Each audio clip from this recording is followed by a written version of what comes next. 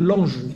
Et donc, j'aimerais bien que la France, qui aide si généreusement le Mali, le Niger et d'autres depuis des dizaines d'années, nous explique comment ça se fait qu'il y a des fortunes colossales chez Bolloré, chez Bouygues, chez Total et dans tous les grands groupes français sur le dos des Africains pendant que les Africains continuent à crever de faim.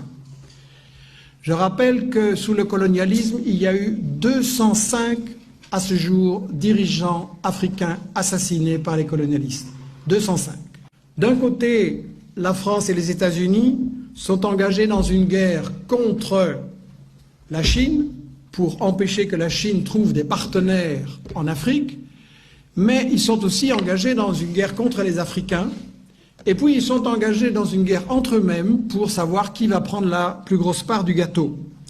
La guerre contre les Africains, il doit être dit clairement que tout ce qui se passe en Libye, au Mali, en Côte d'Ivoire, au Congo, au Cameroun et dans toute une série de pays où on nous présente chaque fois des conflits qui sont isolés mais qui sont en réalité les différents éléments de la même guerre pour l'Afrique, c'est une guerre contre les Africains, c'est une guerre contre l'indépendance de l'Afrique.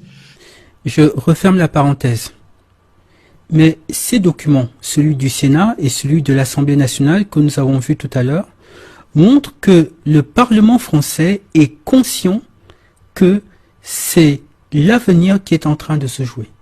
Si la France perd l'Afrique, comme le disait François Mitterrand, elle n'aura pas d'histoire au XXIe siècle.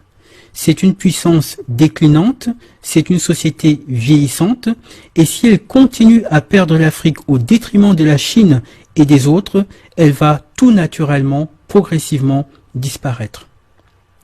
Donc, la compétition se fait sur le plan diplomatique et économique, mais elle commence et de plus en plus à se faire également sur le plan militaire.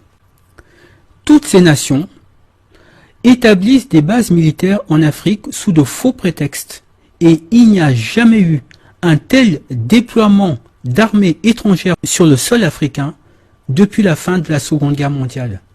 Que se passe-t-il ?